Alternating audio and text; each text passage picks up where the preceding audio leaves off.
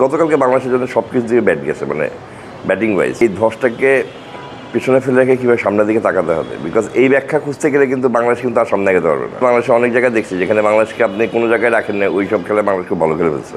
এটার প্রভাত কোনো ব্যাখ্যা নেই। ক্রিকেটের ব্যাখ্যা তো আসলে বলা ডিফিকাল্ট যে ক্রিকেটে এরকম ধস তো আসলে সচরাচর হয় না, তো ব্যাখ্যাটা দেওয়ার ডিফিকাল্ট। বাট আমার মনে হয় যে এটা বাংলাদেশের গতকালকে স্কিল সেট খুব বাজেভাবে এক্সপোজ হয়ে গেছে এগেনস্ট গুড স্পিনার্স।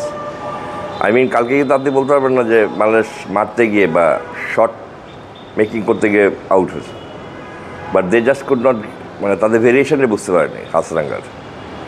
এটা একটা বড় কারণ। আর দ্বিতীয় কারণ হচ্ছে গিয়ে মানে গতকালকে আমার কাছে মনে হয় ব্যাটিং বোলিং আছে সবচেয়ে বড় হলো যে শ্রীলঙ্কার যে ফিল্ডিংটা করছে এটা আসলে আনবিলিভেবল ফিল্ডিং।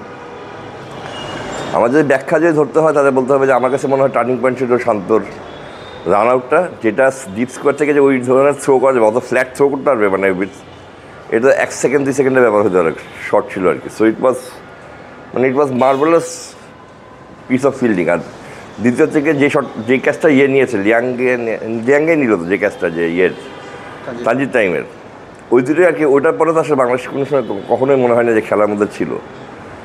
এই ধরনের মানে ক্রিকেটে একটা কথা আছে, মানে মাঝে মাঝে আছে যে ব্যাট ডে অ্যাট অফিস। এই ধরনের খেলা আসলে গতকালকে বাংলাদেশের জন্য সব কিছু দিয়ে ব্যাট গেছে, মানে ব্যাটিং ওয়াইজ। এই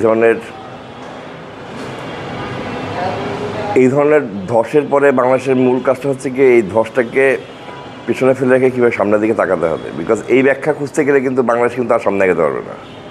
আপনার যদি সামনে আগাতে হয় তাহলে এই ব্যাখ্যাটাকে দূরে ফেলে রেখেই সামনে আগাতে হবে। ওয়ালটন এখন দেশের সীমানা পেরিয়ে পৌঁছে গিয়েছে 50টিরও বেশি দেশে।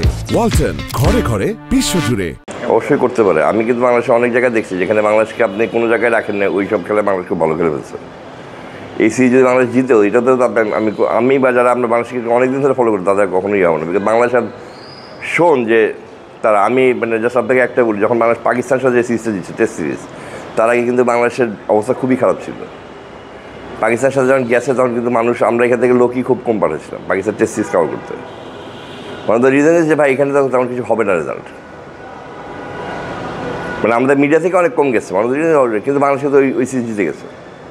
সো বাংলাদেশ কখন কাম ব্যাক করতে হবে এটা নিয়ে কিন্তু কোনো ইয়ে নেই। Bangladesh can make a comeback any time.